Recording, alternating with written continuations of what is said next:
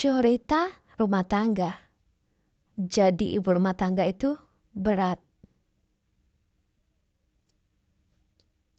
Aku yang meraih gelar magister jauh sebelum aku menyandang status seorang istri, memilih untuk melepaskan pekerjaanku sebagai tenaga pengajar di sebuah perguruan tinggi ternama. Aku fokuskan diriku menjadi seorang ibu rumah tangga, berbakti pada suami dan anak yang kini baru berusia 4 tahun. Sementara Mas Reno suamiku hanya berprofesi sebagai seorang penjual sate ayam di warung milik kami. Mas Reno duduk di kursi kayu di ruang tamu, mendugar kasar rambut dan wajahnya.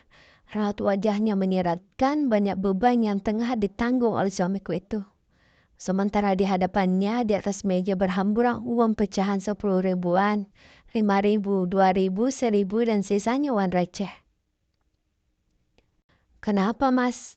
tegurku sembari duduk di samping suamiku itu.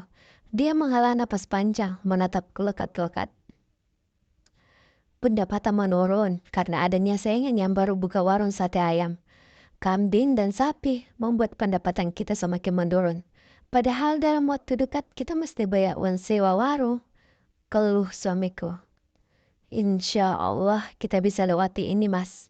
Rezeki sudah Allah atur," kataku. "Gimana kalau kamu kembali kerja demi masa depan kita?" bujuk suamiku yang tidak hanya sekali ini memintaku untuk kembali kerja demi masa depan lebih baik. Sejak awal kami menikah, suamiku memintaku untuk kerja. Namun menurutku pekerjaan yang paling mulia bagiku adalah menjadi ibu rumah tangga, mengurus rumah, anak, dan suamiku. Mas Retno mulai berubah, jadi pemalas dan menjadikan alasan tidak punya uang bayar sewa warung sate hingga memutuskan untuk berhenti jualan sate. Untungnya aku punya sedikit tabungan. Aku bayar sewa warung tersebut dan memulai usaha jualan sate. Awalnya Mas Reno pesimis, namun saat melihat usaha kami berkembang pesat, akhirnya dia ikut membantu di warung. Suatu hari saat kami sibuk melayani pelanggan, tiba-tiba Maya rivalku saat sekolah dulu datang dengan pakaian seragam pegawainya, datang ke warung sate kami. "Aduh Tari, gak nyangka ya, kamu yang cerdas, selalu juara kelas, cantik dan jadi primadona sekolah. Sekarang bernasib apes jadi penjual sate, wajah kucel, pakaian dekil." Cercus Maya yang lalu mengendus tubuhku. Buah asap dan bumbu, sedangkan aku yang otaknya biasa saja, kini pakai seragam pegawai yang rapi dan habis disetrikakan oleh asisten rumah tanggaku.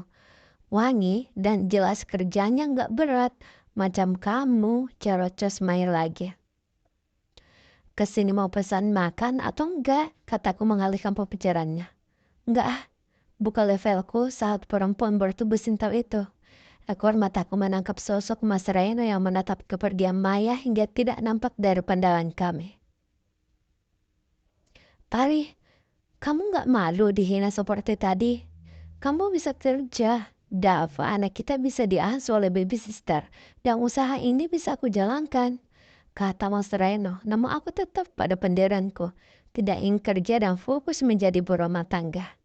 Sejak kejadian tersebut, Mas Reno jadi kurang ringan dan tidak lagi mau membantuku mengurus warung. Hanya menghabiskan uang entah untuk urusan apa. Sampai satu waktu Mas Reno dan Maya digerebek keluarga dan dipaksa menikah. Saat itu juga aku meminta pisah dan menolak untuk dimadu. Tak ada pembagian harta gonok gini sebab sejak awal kami tidak punya apa-apa. Hanya rumah kontrakan yang sejak dulu kami tinggali.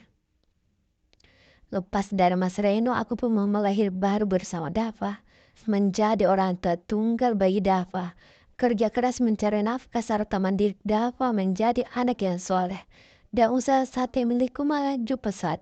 Aku bisa membuka beberapa cabang dan bisa beli rumah dan mobil. Sementara Mas Reno tidak pernah dihargai oleh Maya. Dipandang sebelah mata dan dianggap benalu dalam hidup Maya. Sampai Maya digerebek keluarga dan ditemukan sedang ganjit dengan lelaki beristri.